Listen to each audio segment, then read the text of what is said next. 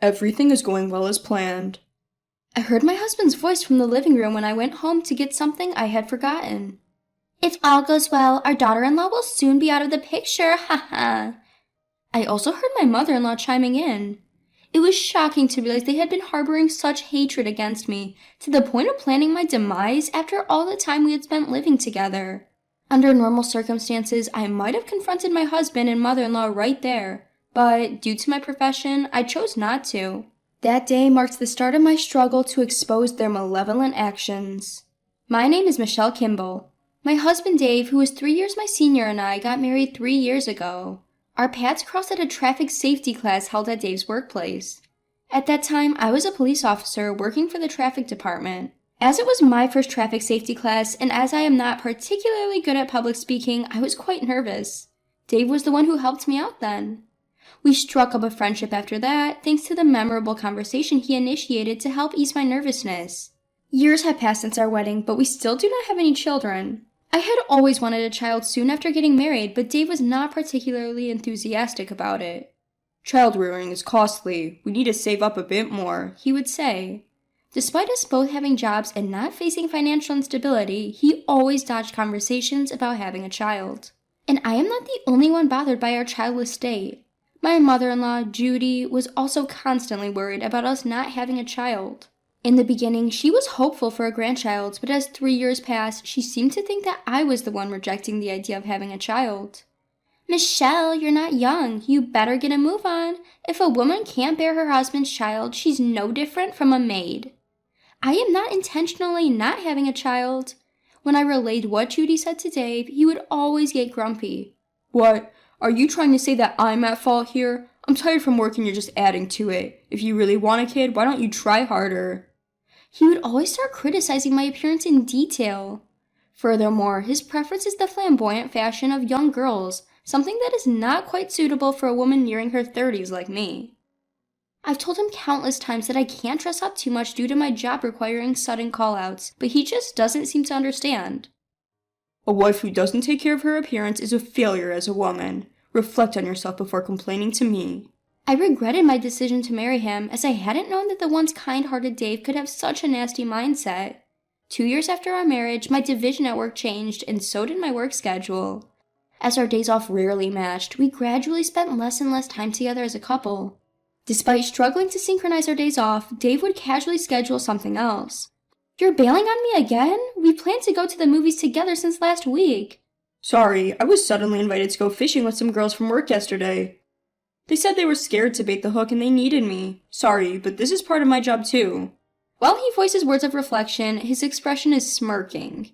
Because of my husband, who goes off to have fun on his own accord, all of my anticipated plans were consistently betrayed. Even when I'm feeling lousy and just want to enjoy a quiet day at home, my mother-in-law always seems to show up unannounced. Oh, where's Dave? He's gone fishing. Apparently some girl asked him to go. Well, I suppose he'd rather play with other girls than be with you. I don't want to deal with my mother-in-law who says such things without any consideration for my feelings, but I can't just ignore her and go out. So this is how my weekends disappear, listening to her snide remarks. You two really don't seem like you're going to have kids. You should be more proactive. You're the wife, right? I'm trying my best, but Dave doesn't seem very enthusiastic about it because of money issues. Money? So how much are you earning now? Even though she asked me, I hesitated to disclose such private information to my mother-in-law. Reluctantly, I told her a slightly lower figure than what I actually earn, and she smirked, seemingly disappointed. Oh, compared to what I expected, it's quite less. Well, I'm just a public servant after all. You want a child even though you're on such a low wage. How can you even say that? What is she comparing with, I wonder? I'd appreciate it if she wouldn't compare a public servant to some rich person, but something about my mother-in-law's demeanor at this time bothered me. And this doubt was just the prologue to the story that was about to unfold. From that day, my mother-in-law started openly harassing me. She started visiting more often, almost half the days of the week. Once, when I came home from work, she had let herself in with a spare key and was conspicuously cooking dinner. Oh, you prioritize work over home, even though you're a housewife. Women without children really do have it easy. Maybe because I have to eat meals full of her nasty remarks, I always feel sick afterwards. And then there are times when she rudely wakes me up when I'm sleeping until noon after a night shift. How long are you going to sleep? You're disqualified as a wife if you sleep until noon because of a job you chose. No wonder men want to have other women. I was being forced to eat breakfast no matter how much I protested. Gradually, everything I ate started to lose its flavor, sometimes even tasting bitter. This went on for over a month, and with the stress and lack of sleep, I became so fatigued that even eating at home resulted in a run to the bathroom. Seeing my weary face, instead of showing concern, Dave made it obvious that he was annoyed. You look so downcast all the time, it brings me down too. You've handed all the housework over to Mom. At least try to look cheerful, he'd say. My mother-in-law always comes and nitpicks whenever I'm too busy to do the housework. You've noticed that, right? But despite my words, Dave would just ignore me and watch TV. He wouldn't listen to me, but he would laugh at the trivial talk that celebrities were having on TV, which made me explode with frustration. Dave, you've stopped making eye contact and talking to me recently. You even started canceling plans with me on your days off. Are you having an affair? An affair? What an accusation. At my words, Dave suddenly raised his voice. I have work obligations. It's easy for you to say without knowing the hardships. Or are you feeling this way because you're the one having an affair? He suddenly erupted, his face turning beet red. I was so taken aback by his outburst that I couldn't say anything in response. Moreover, Dave lashed out and smashed a vase that was on the table, the shards scattering all the way to my feet. That's way too much, even for you, I said. But for the first time, I felt scared of my husband. Since then, things like that kept happening over and over again, making me restless even when I was just at home. One day, due to work circumstances, I had to be away from home for a few days. On the day of my business trip, I left the house but realized I had left my important planner at the front door. I rushed back home to retrieve it. But the day before, we had a fight over his comment, "Must be nice going on a trip without doing any housework," so I felt awkward about seeing him again. So when I returned home, I quietly opened the front door. And there were Judy's shoes. Not wanting to see my mother-in-law either, I gently picked up my planner from the shoe cabinet and was about to leave when I overheard their conversation. "We've got everything we need. Everything's going as planned." "She'll be pushing daisies soon, ha ha ha." "Yeah, but the effects are not showing up as expected." "She's been rushing to the toilet every meal. It should be soon, right?" I couldn't believe my ears at their chilling talk. What on earth? Quickly, I took out the voice recorder I always carry and started recording. Unaware that they were being recorded, the two in the room were cheerfully discussing their outrageous plan. "Maybe we should increase the life insurance payout. That should be enough to pay off Mom's debt, right?" "That would help. You wouldn't have to see her ugly face every day." I was so shocked I caught my breath. I can't believe they're thinking of such things, even if they don't like me. Furthermore, I heard them laughing disdainfully, saying, "Even if we tell the cops, the traffic cop won't suspect a thing." Gradually, anger overwhelmed my sadness, and I vowed to take revenge on them. After that, I spent time on the business trip pondering on how to get back at my husband. Perhaps due to my gloomy demeanor, my colleagues expressed their concern, and I ended up venting to them. That's when I heard an unexpected piece of information from one of them. Apparently, a little while ago, there was a call about a drunk causing a ruckus in a gentleman's club. When they rushed to the scene, the man causing the disturbance was none other than Dave. He was someone who had attended our wedding, so they immediately recognized his face. "She's my girlfriend. Anyone who touches her gets a punch." Dave had held one of the female employees of the club tightly, causing a scene by kicking tables and causing a ruckus as he pleased. Moreover, it wasn't just a drunken declaration. It seemed like they were genuinely in a relationship. I knew he was cheating. Somehow, all of my husband's past actions suddenly made sense. Surprisingly, I didn't feel much shock. Rather, I felt energized to thoroughly investigate my husband's infidelity. Watch out, I won't let this go as it is. A week later, suddenly, my husband started speaking to me in a gentle tone, as he did when we first started dating. Suspicious that he must have some ulterior motive, he presented me with a document. "Michelle, you always do such a dangerous job with the police, and that's amazing. I'm proud as a husband, but I can't help but worry. However, it would be problematic if something were to happen, or if you were to become the target of a grudge."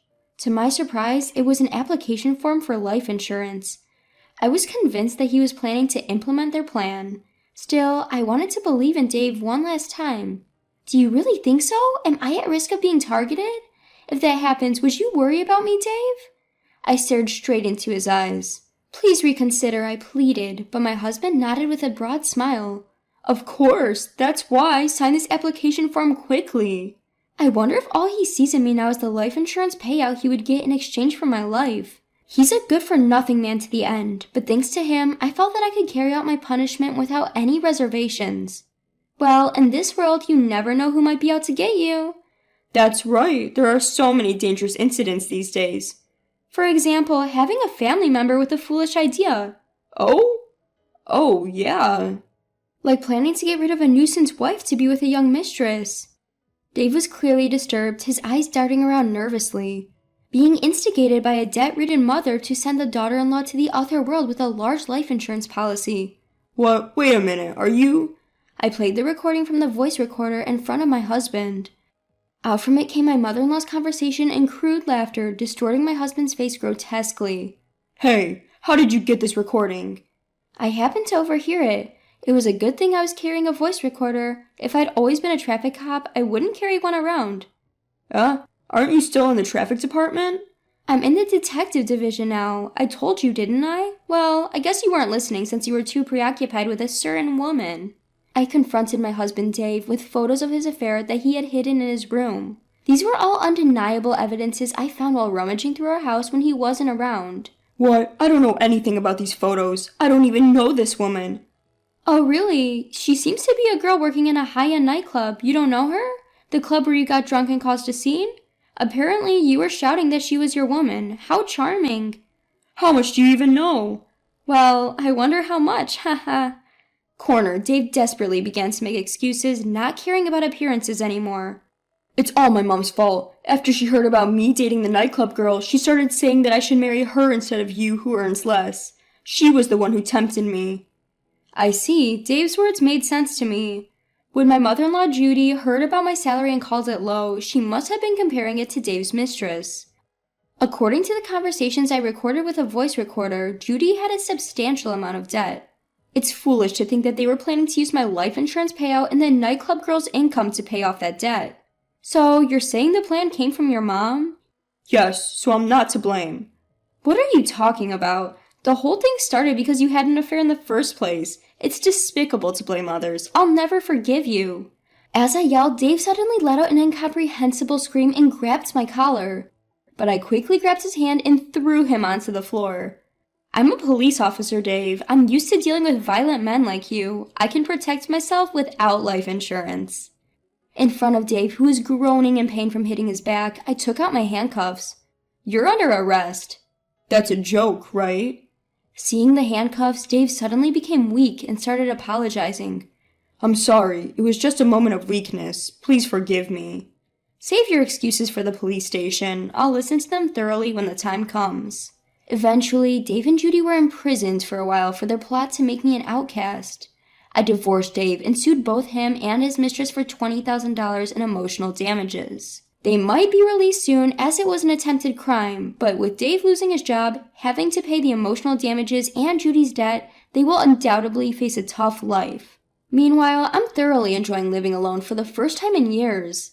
Having been forced to live a cramped life for so long, I decided to spread my wings for a while.